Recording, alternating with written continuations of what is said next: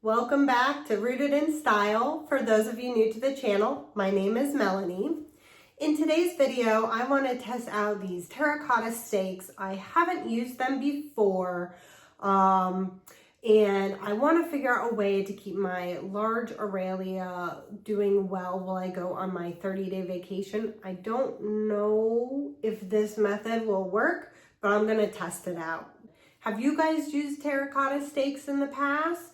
Does it work for you? I'm kind of curious how long it takes for the wine bottle or the water bottle to fully empty if I do this. So stay tuned and I'll go through the process of how I put this stake into my plant and how it works with the watering cycle.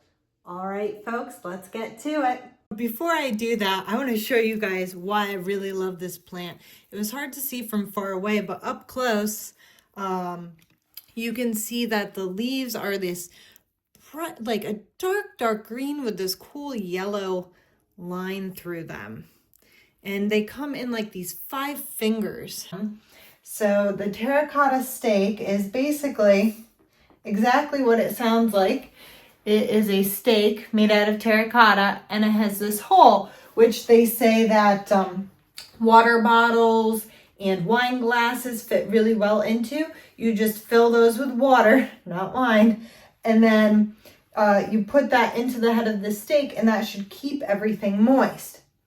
So I'm going to put this into this plant.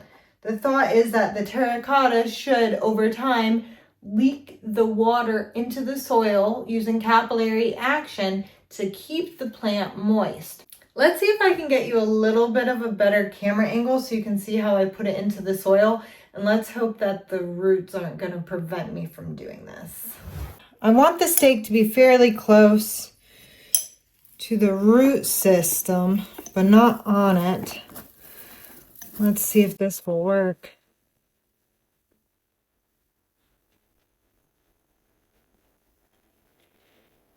Probably easier if you do this when you repot your plant.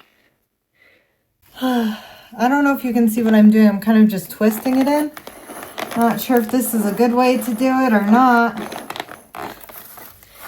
But that's pretty in there now. It's only about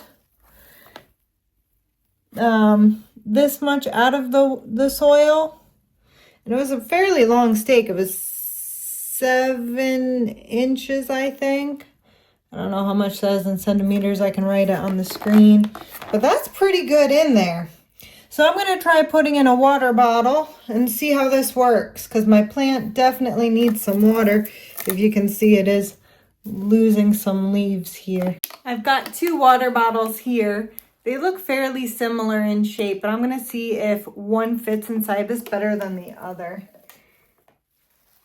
That fits pretty well. People were saying in the reviews that their water bottles didn't fit in the neck, but that fit fine. Let's see this one. I think this one's even better. Instead of just opening the top, what I'm going to do is I'm going to get a soldering iron and poke a hole in it so that way the water doesn't just dump out as I'm trying to do this. I think that may be a better way of going about this.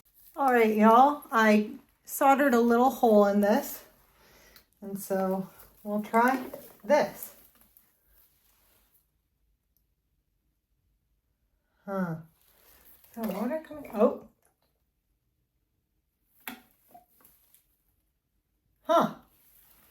Look at that. I made a hole and the water doesn't come out. All right, I guess the hole in it was a fail, so I guess I have to take off the top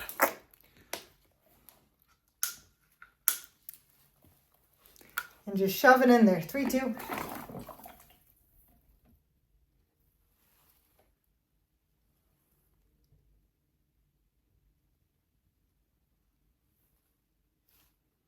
I guess that's it.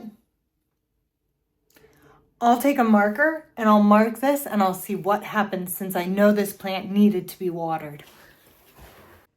So I noticed that with my Aralia, the water bottle only lasts about 3 to 4 days.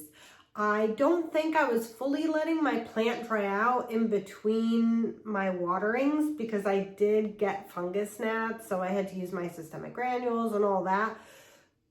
I don't know if I'll continue to use this in the future because number one, I really don't like fungus gnats. Number two, I still find it difficult to determine, when my soil gets dry. Let me know if you guys have any recommendations, if you guys have had similar options. I'm open to whatever. I think for now I'm just gonna have to continue my bottom watering for the future, but I don't know. Let me know what you would do. Until next time, stay rooted in style and happy planting.